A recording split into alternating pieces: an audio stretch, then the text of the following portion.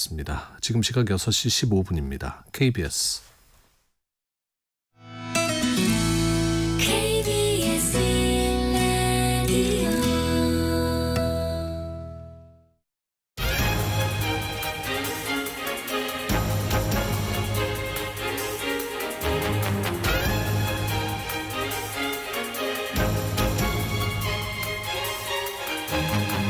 오늘 아침 일라디오.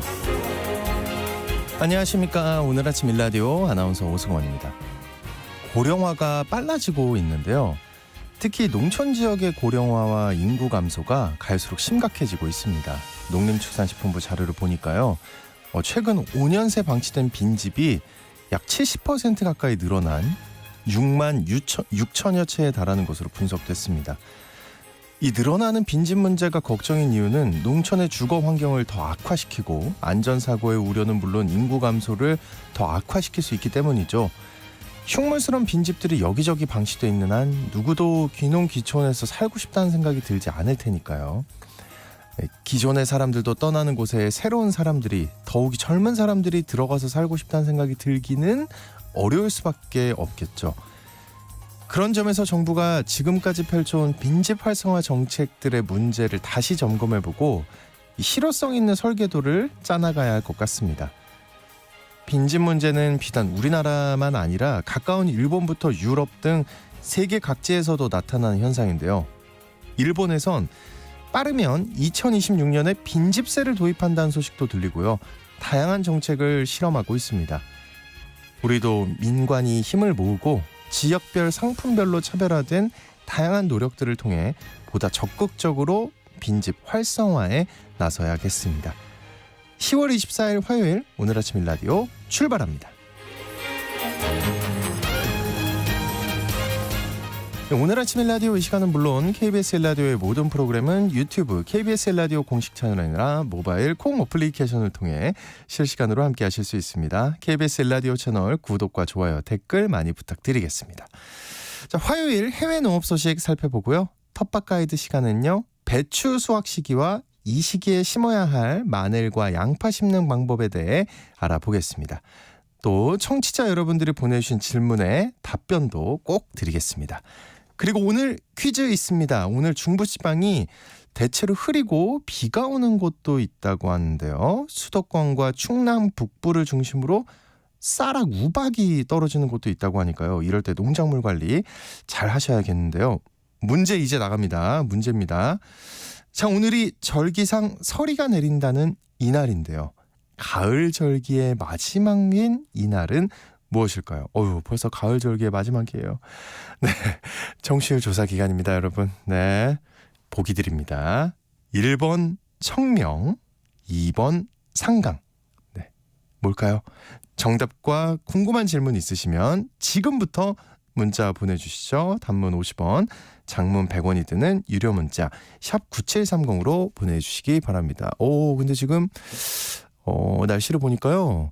전국 내륙을 중심으로 가시거리 200m 미만의 짙은 안개가 낀 곳이 많습니다. 네, 미리 대비하시면 좋겠습니다. 안개가 낀 곳이 많을 때 특히나 주의하셔야 된다는 거 여러분 잊지 마시기 바랍니다. 유익한 정보와 살아있는 이야기가 있습니다. KBS 오늘 아침 일라디오.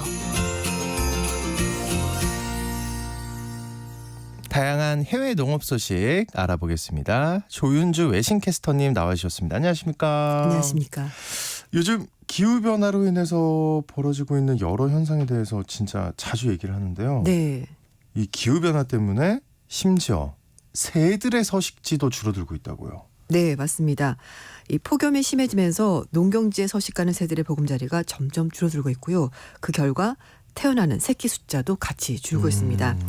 미국 캘리포니아 대학교 연구팀이 1998년부터 2020년까지 15만 개 이상의 새 둥지를 조사를 해봤는데요. 네. 날씨가 더울 때 농경지에 서식하는 새가 다른 지역에 사는 새보다 새끼를 한 마리 이상 성공적으로 키울 확률이 46% 낮다는 연구 결과가 나왔습니다. 그러니까 날씨 더우면 새들도 힘든 거네요. 네네, 맞아요. 이번 연구 결과는 미국의 멸종 위기에 처한 조류 중에서 농경지 부근에 서식하는 종들이 극심한 폭염에 더 취약하다는 것이 밝혀졌습니다. 태양 가까이 살아서 그런가? 맞습니다. 맞아요? 그늘을 그러니까 햇볕을 피할 데가 없는 거죠. 땡볕을 그냥 그대로. 제가 이렇게 마칠 때가 있습니다. 계속 하다 보니까 그런 것 같습니다. 네. 아, 죄송합니다. 아닙니다. 그래서 숲에서 서식하는 종들이 같은 폭염에서도 번식의 확률이 14% 더 높게 나왔습니다. 아, 네. 그러니까 숲에 서식하는 애들은 번식을 잘하고. 네. 아, 그렇군요. 이게 농경지랑 숲이 환경이 달라서 그렇겠죠, 아마. 네, 맞아요. 뭐 사실 숲에 사는 새 그리고 이제 농경지 근처 사는 새 다르죠. 다르긴 한데 어쨌든 예전에 비해서 농경지 주변에 그늘이 점점 없어지고 있다는 겁니다. 조류과학자들이 수년 동안 야생조류의 감소를 추적을 해봤는데요. 2019년 연구를 보면 네. 1970년 대비해서 야생조류 숫자가 30억 마리, 30억. 억 마리 이거 개체수로 아이고, 감소했다는 예. 겁니다. 예. 나무와 여러 가지 자연 방벽이 될 수 있는 요소가 많은 숲과 사실 이제 들판에 그냥 그대로 있는 농경지가 환경이 다르고요. 그쵸. 그래서 새들이 폭염을 피할 수 있는 장소가 점점 부족해지고 여기에다가 예전에 비해서 점점 더 많이 살충제, 농약 이런 걸 뿌리다 보니까 새들이 살기에는 환경이 점점 더 나빠지는 겁니다. 이 코넬 대학교의 생물학자는요, 이번 연구 결과가 당연하다라고 말하면서 나무 그늘이 없는 농경지는 새들이 쉴 수 있는 장소가 없기 때문에 더 열악한 거다라고 설명했습니다. 그렇군요. 음. 아, 또 이런 소식도 있네요. 예, 작물 그 농사 짓는 네네. 거에서 한 가지 작물만 재배하는 거. 네네. 이게 그 새들이 서식하기에 좋지 않은 환경이라고요. 네, 요즘 사실 작물을 이렇게 대규모로 작물을 이제 키우다 보니까 그쵸. 아주 넓은 면적에 한 가지만 이제 키우게 되는데요. 캐나다 맥길 대학교의 생물학과 교수인 데이비드 교수는 이번 연구 결과가 집중적인 단일 작물 재배에 부정적 영향도 잘 설명해 준다라고 이게 무슨 밝혔습니다. 말일까요? 예. 예, 교수는 이번 연구가 폭염으로 새들을 보호할 뿐만 아니라 탄소를 흡수해서 지구 온난화부터 생태계를 보호하는 데 도움이 되는 숲을 보존할 필요성을 잘 보여준다고 설명하면서 야생조류 중에서 일부는 서식지를 위한 공간이 아주 조금만 있어도 된다면서 네. 여러 가지 작물을 심고 그리고 중간중간에 나무 심게 되면은 새들이 살기가 훨씬 더 좋아지게 되고 사람과 공존할 수 있는 공간이 마련되는 걸 설명했습니다. 생태학자들은 조류의 개체수를 보존하는 것이 건강한 생태계를 유지하는 데 필수적이다라고 얘기를 하고 있는데요. 이 미국 조류보호협회 관계자에 따르면 우리가 알고 있는 게 뭐 벌, 파리 이런 것들이 꽃가루를 이제 멀리 퍼뜨린다고 생각을 하는데요. 그거 중요한 거 많이 들었죠. 네, 근데 새들도 꽃가루를 퍼뜨리는데 도움이 되고 벌레를 잡아먹고 이제 배설물을 토양으로 버리기 때문에 토양의 양분도 공급하기. 양분이 되고. 예, 그래서 생태계를 보호하는데 굉장히 중요한 역할을 한다고 합니다. 그러니까 사실 어느 하나 생물이 없어지면은 다 생태계가 이제 연결되어 있기 때문에 네. 다 나빠지게 되는 거죠. 그러네요. 그렇습니다. 또 기후 변화 소식이 또 있네요. 네. 일본에서는 포도의 착색을 유도하기 위해 새로운 기술이 나왔다고요? 맞습니다. 네. 예, 전 세계적으로 기후변화 때문에 농사짓기가 점점 힘들어지고 있는데요. 이 포도의 착색을 유도하기 위한 새로운 기술이 개발이 됐다고 합니다. 일본의 오카야마 현에 있는 농립수산 종합센터가 연구한 내용인데요. 이 포도 품종 중에서 피오네라는 품종이 있다고 합니다. 네.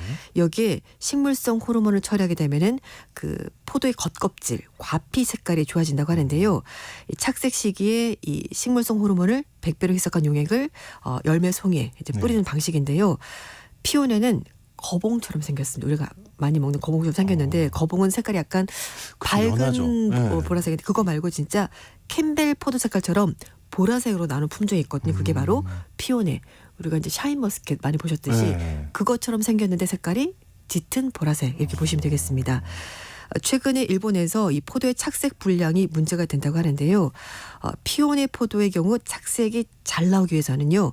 7월 달 중하순쯤에 밤 기온이 22도씨 아래로 떨어져야 되는데 기후변화 영향 때문에 그러니까 지금 제가 22도? 네, 속으로 그러니까 그랬거든요. 요즘 안 되잖아요, 사실. 네. 그래서 이게 기온이 높아져서 그 아래로 떨어지지 않는다는 거죠. 그래서 참. 이 포도 과피 색깔이 안 나오는 겁니다. 그래서 이제 연구를 해봤더니 일단 2021년부터 2020년까지 7월달 하순 최저 기온이 평균 24도가 나왔습니다. 이 지역에. 그러니까 이제 농사가 짓기가 힘든 거죠. 예. 특히 2001년과 10년 대비하더라도 지금은 그때 대비 1도에서 1.5도 정도 기온이 더 높습니다.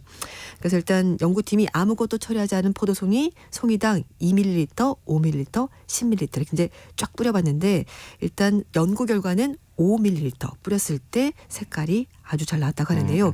문제가 있습니다. 네. 포도 농장에 가보시면 아시겠습니다만 물론 이제 그 봉지 씌우지 않은 것도 있긴 한데 요즘 다 뭐 그래도 농약 좀 덜 뿌리고 네. 병충해 맡겨서 이렇게 씌워서 네, 봉지 네. 씌워서 하는데요. 이 식물성 호르몬을 뿌리게 되면은 봉지를 씌울 수 없기 때문에 이게 또 문제가 되고 이것도 일일이 다 살포를 해야 되거든요. 포도 한 송송이다. 그래서 노동력이 많이 든다는 문제점이 있습니다. 일본으로 농사 지으러 갈까요? 일선보태로? 축축축축. 우리도 자리가 많더라고요. 아 그래요? 아, 예. 알겠습니다. 대부도? 네, 생각해 보겠습니다. 자, 이번에는 그래요. 좀 추운 나라로 가보죠. 네. 알래스카 소식입니다. 여긴 다르겠죠. 최근 몇 년 동안 아니네요. 아닙니다. 알래스카에 서식하는 대게 네. 그 개 말이죠. 옆으로 대게. 가는 거. 예, 그 친구들의 개체 수가 크게 줄었는데 그 원인이 기후 변화라고요. 네. 똑같네요, 다. 그렇습니다. 아이고, 예. 네. 제가 다른 걸 좀 준비해 보려고 했는데 기후 변화가 없을 것 같아요. 네, 대세였습니다. 네. 그 알래스카 주변에 대개 수십억 마리가 사라졌는데 그 이유가 바로 바닷물의 온도 상승 때문에 굶어 죽었을 가능성이 높다. 그러니까 환경이 달라져가지고 아, 네, 예. 먹잇감이 사라진 거죠. 네. 미국의 국립해양대개청이 알래스카 대게가 기후변화 때문에 아사했을 가능성, 그러니까 굶어 죽었을 가능성이 상당히 크다는 분석을 그렇군요. 내놨습니다. 예. 연구진이 알래스카를 둘러싸고 있는 베링의 동부의 해수 온도 상승과 대게 개체 수가 줄어드는 것 연관이 있을 수 있다고 밝혔는데요. 대게는 냉수성 어종, 그러니까 찬물에 찬물. 차가운 바닷물에 사는 그런 어종인데 2도 이하의 수온에서 주로 서식합니다.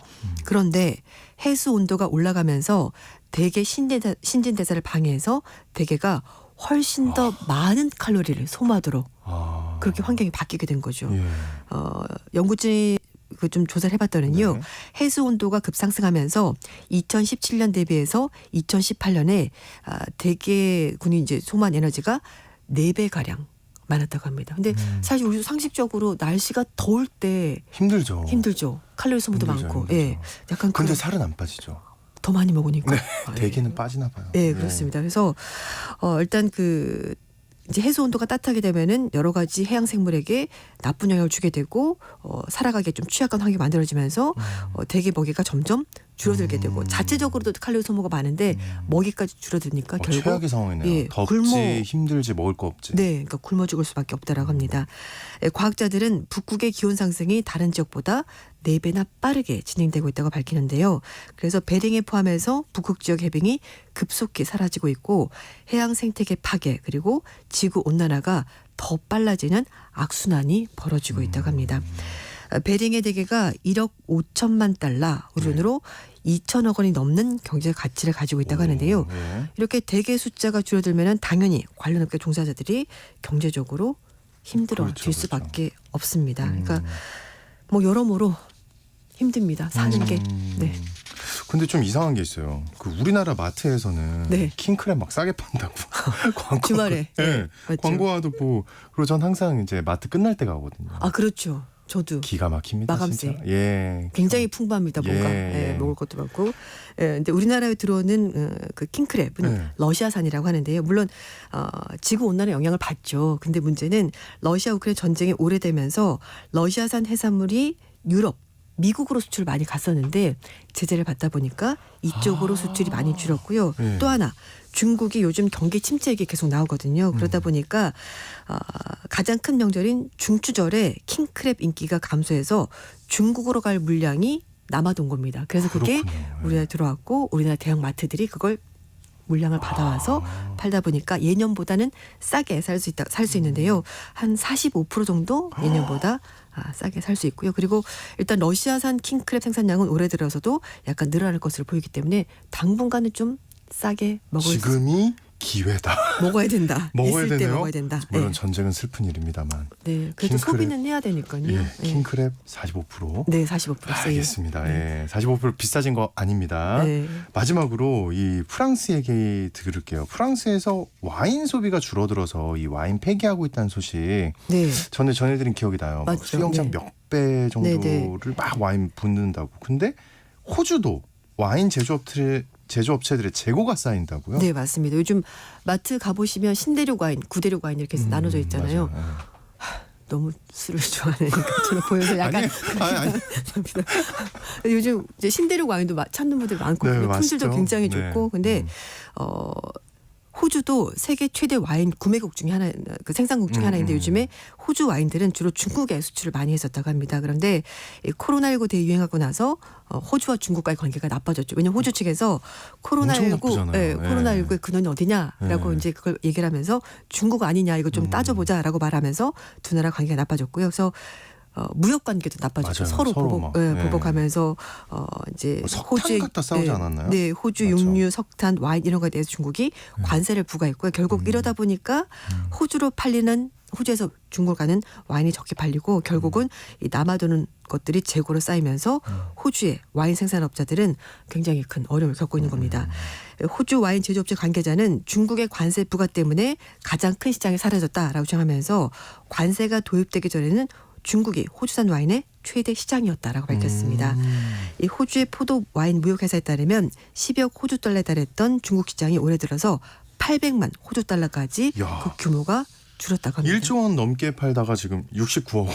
네, 이렇게 네. 줄었습니다. 그래서 업계 관계자들은 호주와 중국의 무역 분쟁이 해결된다고 하더라도 당분간은 호주 와인 수출량이 그 이전 수준까지 올라가기는 힘들 것 같다라고 밝혔습니다. 그래서 뭐 여러모로 기후도 그렇고 또 무역 분쟁 때문에 그렇고 농사 짓는 분들 사실 다 힘든 것 같습니다. 맞습니다. 예. 어쨌든 오늘도 흥미롭고 네. 재밌는 소식, 해외 농업 소식 잘 들었습니다. 지금까지 외신캐스터 조윤주님과 함께했습니다. 오늘 고맙습니다. 네, 감사합니다.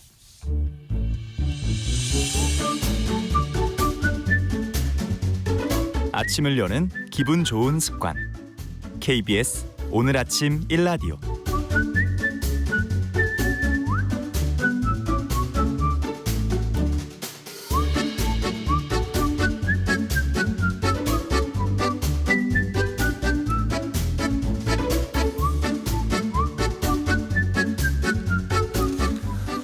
이 2369님 외곽 순환도로 판교 가는데 많이 막혀요. 이렇게 보내주셨고요. 5899님 홍천입니다. 안개가 많이 내렸습니다.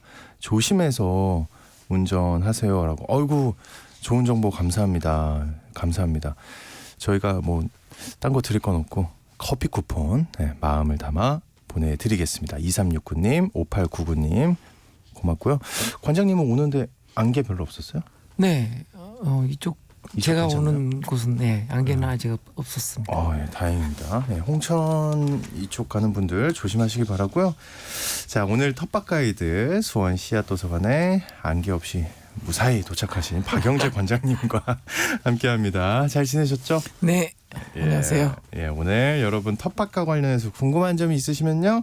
단문 50원, 장문 100원이 드는 유료 문자 샵 9730으로 지금 보내주시면 저희가 다 자세하게 답변 드리도록 하겠습니다. 계절이 관장님, 근데 이제는 너무 겨울 같은 느낌이 들던데요. 오늘 아침에 딱 나오는데 아침이라서 그렇죠. 낮에는 또 그렇지 않습니다. 괜찮아요? 네. 낮에는 보통 낮잠을 자서 단풍놀이 좀 하셨습니까? 어떻습니까? 예. 네, 지난 주말에 설악산을 다녀왔습니다. 설악산을 예. 네, 대청봉 갔다 오신 거예요? 대청봉 쪽으로 아니고요. 흘림골 쪽으로 다녀왔는데요. 매일 농사에 빠져 사니까 주위 분들이 제발 좀 쉬라고 그러면서 관광차를 예약을 해줘가지고 예. 예약까지 네. 잘하셨습니다. 예. 그래서 아내랑 같이 다녀왔고요. 예. 단풍만큼이나 사람들이 아름다운 분들을 많이 만나서 아주 즐거운 사람 하루였습니다. 진짜 많았군요. 네. 예. 서리가 내린 지역도 많이 있죠. 이제는 진짜로 추위에 신경을 써야 되지 않을까요? 네. 이제부터는 지역적으로 영하로 떨어지고 또 설이 내린 지역이 있어서 작물이 잎이 이제 시들거나 말라가는 것을 볼 수 있는데요. 비가 온 이후에는 이렇게 기온이 떨어지는 날씨를 나타내기 때문에 일주일의 날씨를 잘 계속 살펴보셔야 합니다. 그래서 이제 보온이라든지 수확 시기도 맞춰야 되는데요. 배추는 이제 묶어줘야 됩니다. 동해 피해를 막기 위해서인데요. 네. 보통 속이 차기 위해서 이렇게 한다고 그러는데 그게 아니에요? 아니고요. 얼지 않게 하기 위해서 이렇게 하는 겁니다. 하얀 잎줄기가 이렇게 얼게 되면 얼면 이제 팽창이 되잖아요. 네. 그다음에 녹으면 다시 이렇게 수축이 되면서 겉 표피하고 속이 이렇게 들떠서 이렇게 섬유질이 굉장히 강한 억센 맛을 내게 됩니다. 그래서 그걸 하지 않게 하기 위해서는 네. 이렇게 좀 겉에 노랗게 된 건잎까지도 함께 이렇게 보온제로 활용을 해서 전체를 묶어주면 그 안에 있는 속에 있는 잎들은 이제 동해를 피할 수가 있습니다. 근데 그 묶을 때 묶는 방법이 따로 있나요? 보통 이제 전체 잎들을 감싸듯이 올려서 노끈으로 묶어주는데요. 보통 이제 지죽끈으로 사용했던 끈이 좀 가늘거든요. 그래서 넓적한 끈으로 묶어주는 것이 좋습니다.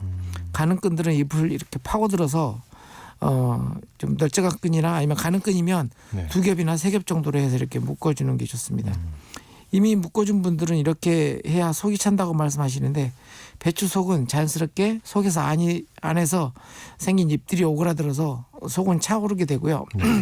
속이 차오르게 하기 위한 것이 아니라 추위에 어는 것을 막기 위한 것이라는 거. 원래 속은 네. 차는데. 네. 예. 그래서 김장 재료를 여러 가지 심어서 한꺼번에 수확해서 김장을 하면 좋지만 날씨 탓에 그 수확 시기가 서로 다른 것들이 있습니다. 예. 예. 그러면은 배추는 묶었어요. 그럼 다른 재료들은 어떻게 해야 됩니까? 무나 각과 같은 재료는 속이 차지 않고 잎이 이렇게 흩어져서 자라기 때문에 네. 묶어줄 수가 없고요. 결국은 시기를 맞추기 위해서 투명 비닐로 이렇게 덮어줄 수밖에 없습니다.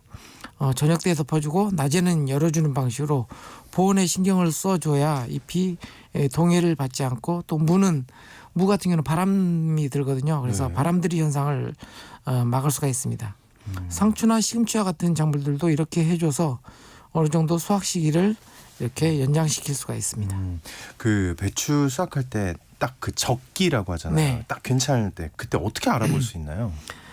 김치의 날이 있는 거 알고 계세요? 몰라요. 네. 설마 또 세계 김치의 날이 있습니까? 네.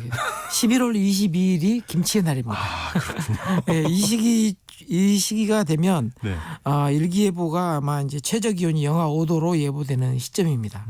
네. 그래서 이때 김장을 하면 가장 맛있다고 얘기를 하죠. 영하 5도 미만으로 기온이 떨어지면 배추가 이제 또 동해를 입기도 하고요. 그래서 다른 재료들은 영하 5도를 못 견디거든요. 네. 그래서 그보다 높은 온도에서 동해가 오기 때문에 온상을 설치한다든지 아니면 미리 수확해서 보관했다가 배추 수확에 맞춰서 김장을 준비하면 됩니다.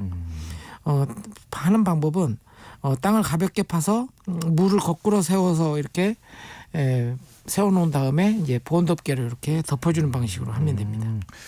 그러니까 김치의 날 이전에 하면 되는 거네요. 네, 그렇죠. 네. 영하 5도 영하로 떨어진다고 예보되면 무조건 가다고 무는 이렇게 보온 조치를 해야 됩니다. 알겠습니다. 그 파는 화분에 옮겨 심어두고 쓰라고요. 네, 파는 뿌리째 뽑아서 집에 있는 큰 화분에 옮겨 심어서 네. 겨울초 사용할 파를 확보해 두는 것이 좋습니다. 그냥 다 뽑은 다음에 예. 큰 화분에 그냥 화분에 옮겨 묻어주는 심어서. 거죠. 예. 토종파인 조선파는 노지에서 잎은 마르지만 뿌리는 남아서 월동을 하게 되는데 예. 일반적으로 우리가 심는 외대파의 경우는 겨울에 얼어 죽을 경우가 많기 때문에 뿌리째 뽑아서 화분에 옮겨 심은 다음에 또 필요한 만큼 그때그때 이렇게 뽑아서 소비를 하시면 됩니다. 겨울이면 보통 팥값이 굉장히 비싸져서 네, 그렇죠. 이렇게 파를 심어서 집에서 파를 먹는 것을 파테크, 재테크의 일환으로 이거 파테크라고 네. 하더라고요. 요즘 이거 많이 하시더라고요. 네네. 이것저것. 예. 마늘과 양파는 이제 심는 철이 온 거죠. 네네. 네. 지금 한참 이제 심고 계시는데요. 대표적인 겨울 작물인데 남도 지방에서는 심는 이제 난지역 마늘, 일명 이제 벌마늘이라고도 하고 논마늘이라고 하는 거. 했잖아요. 예. 이미 이제 추석을 지으면서 심으셨지만 이제 중부 지방은 한지형으로 이맘때 심기 시작합니다. 보통 육종 마늘이라고 하는 것이 이 한지역 마늘인데요. 마늘통에서 마른 뿌리를 떼어내고 통을 6조각으로 쪼개서 마늘 쪽에 껍질의 윗부분을 살짝 이렇게 까서 노출시켜서 네. 씨마늘을 준비합니다. 이것도 꽤 시간이 걸리거든요. 하나하나의 쪽이 6조각의 마늘통으로 이렇게 성장을 하기 때문에 한쪽 심어서 한 폭이 나오는 그래서 굉장히 비경제적인 작물입니다. 보통 100배 농사, 1000배 농사 이렇게 하는데 마늘 같은 경우는 6배 농사거든요. 정확하네요. 예. 네. 그래서 마늘 가격이 비쌀 수밖에 없는 이유이기도 하죠. 그렇군요. 네. 예. 그래서 윗껍질을 벗겨주는 이유는 싹이 나올 자리를 만들어주는 것인데요. 껍질이 자연스럽게 벌어져서 싹이 나오기도 하지만 간혹 벗겨지지 않아서 싹이 나오면서 마늘통 전체를 흙 밖으로 이렇게 끌어내기도 하기 때문에 벗기거나 건드려서 싹이 나올 틈을 만들어 주어야 합니다. 우리 김옥준님이 박사님 제가 박사님인가요? 네. 학력 위조는 우리 옥준님이 해주셨습니다. 예, 박사님이 나오시는 화요일입니다. 오늘도 귀 쫑긋하면서 농사 정보 얻을 수 있어 너무 좋아요 하고 보내주셨어요. 네, 감사합니다. 네, 계속해서 중요한 얘기죠. 마늘 얘기 가보겠습니다. 마늘 심는 깊이가 중요하다고요. 네, 땅을 깊게 잘 갈아두어도 뿌리가 나오면서 씨마늘을 이렇게 밀어 올리는 경우가 생깁니다. 이럴 경우 윗껍질을 벗겨주지 않았을 때와 같이 마늘이 흙 위로 이렇게 올라와 추운 겨울에 이렇게 얼어 죽는 문제를 일으킵니다. 오. 그래서 심는 깊이도 10cm 깊이로 이렇게 깊게 심고요. 뿌리 쪽을 밑으로 하고 뾰족한 쪽을 위로 해서 심는 간격도 한 10cm 정도로 심어줍니다. 그리고 줄 간격은 보통 포기 간격은 10cm고 줄 간격은 한 15cm 정도로 해서 심고요. 이렇게 심으면 마늘은 겨울 동안 뿌리만 내린 상태에서 월동을 하고 날이 따뜻해진 2월, 3월에 이렇게 싹을 뾰족하게 이렇게 올리게 됩니다. 난지역 마늘이 보통 싹을 낸 상태에서 월동을 하는 것과 달리 네. 한지역은 이렇게 잎이 나오지 않고 월동을 어이구, 합니다. 그럼 어떻게 알아요? 그러니까 궁금하신 분들이 살았나 죽었나 이렇게 파보시는 분이 계시는데 저라도 그럴 것 같은데. 예. 나 실패했나? 예. 자꾸 이럴 것 같아요. 마늘은 굉장히 강해서 반드시 봄에 싹을 내니까 걱정하지 말고 하시면 됩니다. 네. 혹시나 팠어요 만약에? 네. 그럼 그냥 실패한 겁니까? 끝난 거예요? 빨리 묻어줘야죠. 빨리 해야 돼. 네. 예, 알겠습니다. 마르지 않도록. 예. 양파는 어떻게 심나요? 양파의 경우도 심는 간격과 줄 간격은 마늘과 같습니다. 그러니까 포기 간격은 10cm, 줄 간격은 15cm 정도로 하고요. 양파 모종을 구입하시면 보통 양파 모종 구멍 하나에 하나씩 심어져 있는 경우는 없고요. 2개에서 3개 정도의 양파가 함께 심어져 있습니다.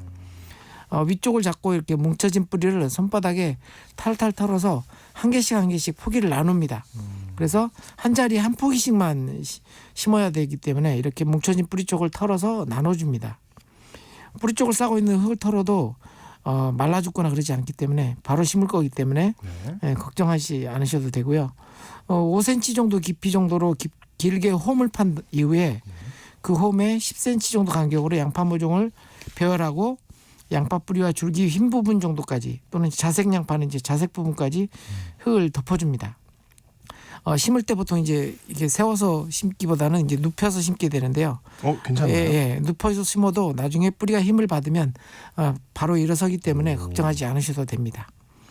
양파의 윗줄기와 잎이 일어날 때까지는 뒀다가 추위가 와서 윗잎이 노랗게 말라 쓰러질 때쯤 되면 보통 왕겨나 볏짚으로 보온을 해줍니다. 보통 검정색 차광망을 하시는 분들도 계신데 검정색 차광망을 하게 되면 이게 쉽게 얼어서 보온이 잘 안 되고요. 그래요? 보통 이제 투명한 멀칭제로 이렇게 한 다음에 그 위에 왕겨 그다음에 볏짚 이런 식으로 해서 아주 2중 3중으로 이렇게 보온을 하시는 분들도 계십니다. 예. 그래도 작년에 수원의 날씨가 추웠음에도 별도로 저는 보온을 하지 않았는데요. 네. 그래도 잘 살았습니다. 아이고, 근데 왜 안 하냐? 아니, 이 전문가께서 왜 보온을 안 하셨습니까? 볏짚이나 네. 이게 왕겨를 깔게 되면 제 밭이 기러기들이 월동을 하는 곳이거든요. 예, 그래서 볏짚이나 왕겨가 있으면 여기를 와서 파헤칩니다. 그래서 별 소용이 없더라고요. 그래서 그런 거. 아예 하지 않았습니다. 그렇군요. 어쩐지 또 갑자기. 예. 자, 이제 청취자분들이 보내주신 사연과 질문 살펴보겠습니다. 네, 텃밭과 관련해서 궁금한 점 있으시면요, 단문 50원, 장문 100원이 드는 유료 문자 샵 9730으로 지금 바로 보내주시기 바랍니다. 혹시라도 오늘 답변을 못 드린다 하더라도요, 저희가 다 잘 모아놨다가 꼭 답변을 드리니까 여러분 질문 보내주시고요. 퇴비에 대해서 질문을 주신 것 같은데 4700님이 시금치 씨앗을 지금 파종해도 될까요? 파종 후에 흙 덮는 두께 등 파종 방법도 알려주세요 하고 보내주셨네요. 네. 시금치 씨앗은 지금 파종하기는 조금 늦은 감이 있는데요. 늦어요. 네. 예. 왜냐하면 이제 싹이 나서 월동할 그 양분을 뿌리에 이렇게 저장을 해야 월동을 잘하는데 지금 좀 약간 좀 늦은 감이 있고요. 보통 이제 씨앗을 파종하게 되면 흙 덮는 두께는 기억하시죠? 씨앗 두께의 2.5배에서 3배 네. 정도로 덮어주면 됩니다. 네. 네. 시금치는 특별하게 뭐 광발화나 암발화 이런 특성이 없어서 그 정도 2.5배에서 3배 정도 덮어주시면 됩니다. 만약 지금 파종을 하셔야 된다면 지금 원상 이런 활대를 꽂고 터널식으로 비닐을 이렇게 덮어줘서 좀 일찍 오는 추위에 얼지 않도록 좀 조치를 해주셔야 됩니다. 그렇군요. 지금 시기가 약간 늦긴 했는데 예, 그러면 그럴 바엔 차라리 이제 좀 월동 준비를 미리 좀 해서 네. 네, 또 7864님 가을 마늘 씨앗 심을 때 좀 전에 우리 마늘 심는 거 네. 얘기했는데 어떤 걸음이 적당한가요? 하고 보내주셨어요. 보통 이제 가을 요즘은 또 각 작물별 그 걸음이 다 나와 있더라고요. 고구마 걸음, 마늘 걸음 뭐 이런 그런 특별한 이제 걸음이 아예 만들어져서 나온 것들도 있는데 그런 게 없으시면 일반 퇴비라든지 유박 걸음 이런 걸로 하셔도 됩니다. 대신에 좀 냄새를 맡아보셔서 완숙 퇴비를 하시고요. 유박의 경우는 미리 뿌려놔서 가스가 나오는 것을 좀 미리 날려보내고 이렇게 갈아주시면 좋습니다. 이렇게 미숙 퇴비를 썼을 경우에는 그 땅 속에 고자리 파리가 꼬여서 파리가요? 예, 네. 밑에 뿌리를 갉아먹습니다. 네. 그렇군요. 반드시 완숙 퇴비를 활용하시기 바랍니다. 네, 냄새를 맡아보시고 네. 가스를 날리고 네. 또 김옥주님이 스티로폼 위에 흙이 마르는데 이거 어떻게 하나요? 하고 보내주셨어요. 이게 무슨 말이죠? 스티로폼 위에 흙이 마른다? 글쎄요, 이게 어떤 말씀인지 잘 모르겠네요. 네, 우리 옥주님 혹시 방송 듣고 계시면 좀 추가로 질문을 보충해 주시면 저희가 바로 답변 드리도록 하겠고요.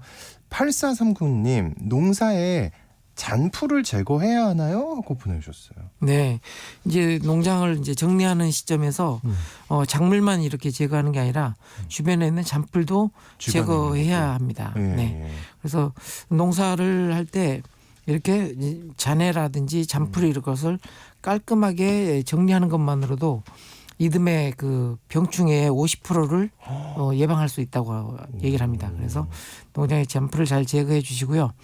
그리고 또 백정현님 같은 경우도 멀칭을 걷어서 눈비가 내리는 게 좋을까요? 아니면 풀이 나지 않게 비닐을 그대로 두는 게 좋을까요? 네. 하셨는데 가을에 미리 걷어줘서 겨울에 이렇게 차가운 비도 내리게 하고 견디게 네, 차라리. 그다음에 예. 멀칭 안에 있던 이제 그 활용되지 않은 걸음들도 이렇게 눈이라든지 비에 의해서 좀 소멸되게 이렇게 해서 좀 이렇게 들어가서 예, 흡수되게. 그리고 월동하지 않도록 병충해들이 비닐을 미리 걷어서 깔끔하게 밭을 정리해 주시는 게 겨울나기 방법입니다. 3790님, 저는 그 외부 테라스에서 큰 화분을 사서 올해 첫 텃밭 가꾸기를 했는데요. 파와 상추를 같이 심었는데 둘 다 죽었어요.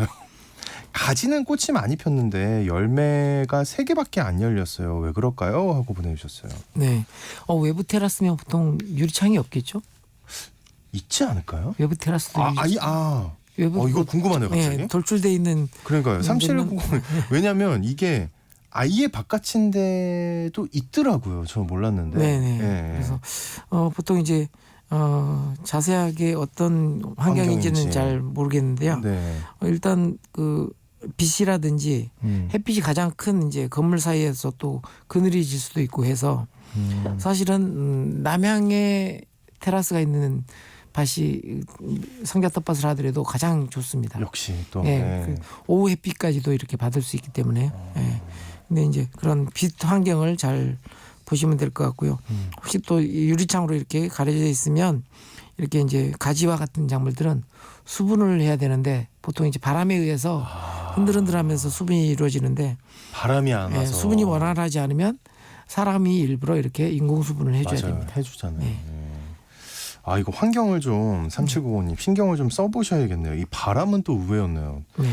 우리 김옥주님이 보내주셨어요. 생강 저장할 때 스티로폼에 넣을 때요. 네. 예, 스티로폼 위에 흙이 마르는데 어떻게 하나요? 하고 보내주셨어요. 그런 부분에는 젖은 신문지를 그 흙 위에다 이렇게 올려놔 주시면 흙이 일찍 마르는 것을 막을 수가 있습니다. 이야, 꿀팁이네요. 네. 젖은 신문지. 네. 아 근데 이것 좀 딴 얘기일 수 있는데 요즘 신문지 구하기 어렵지 않아요? 그래요? 아 죄송합니다. 저는 주변에 요즘 다 디지털로 신문을 봐서 그런지 네, 요즘 뭐 타블로이드 형태의 뭐 그런 신문지도 많이 있으니까. 네네네. 2500님, 2500번님. 텃밭에 청갓을 심었는데 대략 20cm 자라고 있는데 너무 일찍 심은 건 아닌지 아니면 그 지금 씨앗 뿌려도 김장 때 수확이 가능한가요? 하고 보내주셨어요. 네, 20cm 정도 자랐으면 한 10cm만 더 키우면 되겠네요. 괜찮은 것 같은데? 네, 근데 이제 일찍 심으신 건 아니고요. 그리고 지금 씨앗 뿌려서는 수확이 도저히 불가능하고요. 그래서 뭐 대신에 아까 얘기했듯이 미리 수확한다든지 아니면 이렇게 활대로 보온을 해준다든지 이런 식으로 해서 김장 시기에 좀 맞춰보시기 바랍니다. 결론적으로 2500님 잘하신 겁니다. 네, 잘 키우고 계십니다. 또 이상부님 생강은 언제쯤 캐야 할까요? 하고 보내주셨어요. 네, 생강은 이미 좀 캐고 있는데요. 빨리 캐셔야 됩니다.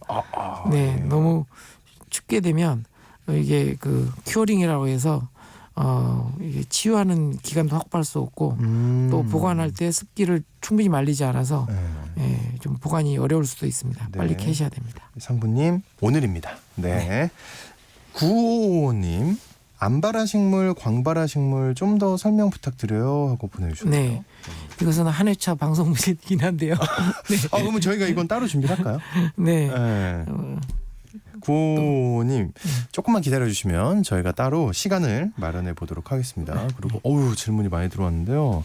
8172님 칸나의 뿌리를 올 봄에 사다가 심었더니 엄청 많이 번식을 해서 지금도 계속 꽃이 피고 있는데요.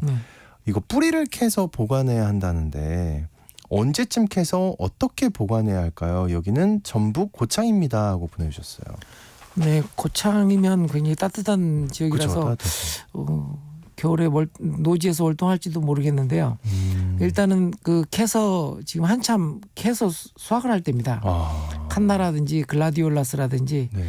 이렇게 이제 월동을 못하는 그런 이제 뿌리 구근들이나 괴경들은 되게 이제 캐서 생강이라든지 이런 것처럼 흙에 묻어서 실내에 들여놔서 보관하는 게 가장 좋습니다. 그래서 이제 날이 풀리면 다시 또 이제 야외에다가 이렇게 심는 방식으로 해야 됩니다. 그래도 돼요? 네네.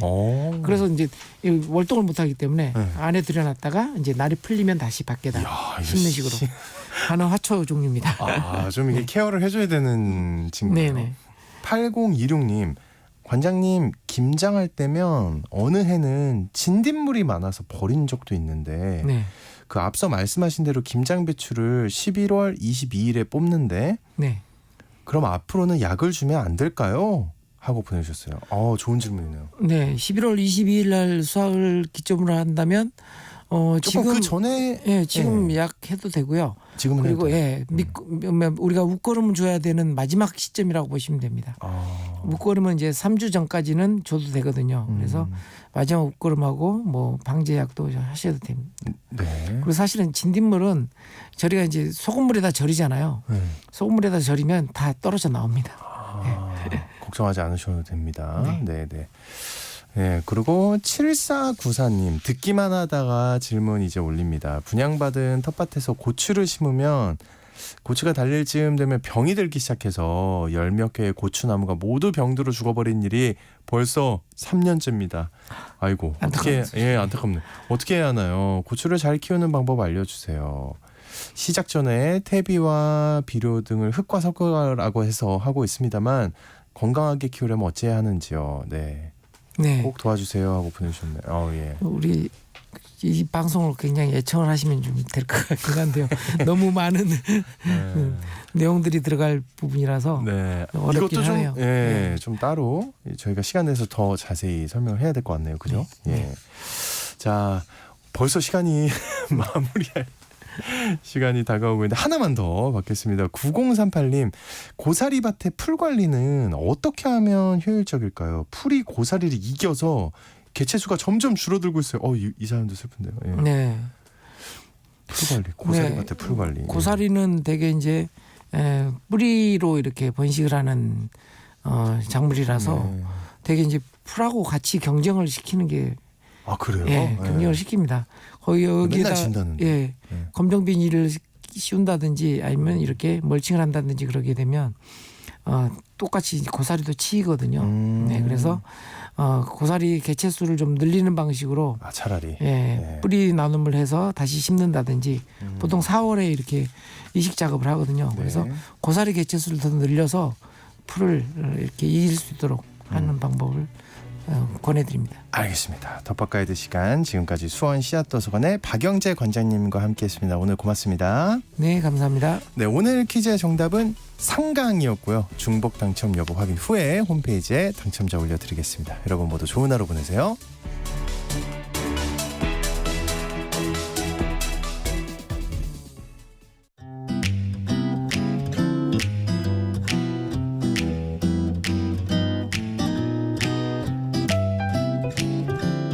안녕하세요. 바른말 고운말입니다. 세상에 널리 알려져 있다고 할 때 유명하다는 형용사를 많이 사용합니다. 이 표현과 관계 있는 명사로 유명 뒤에 세자를 붙이는 표현도 있는데요. 이것을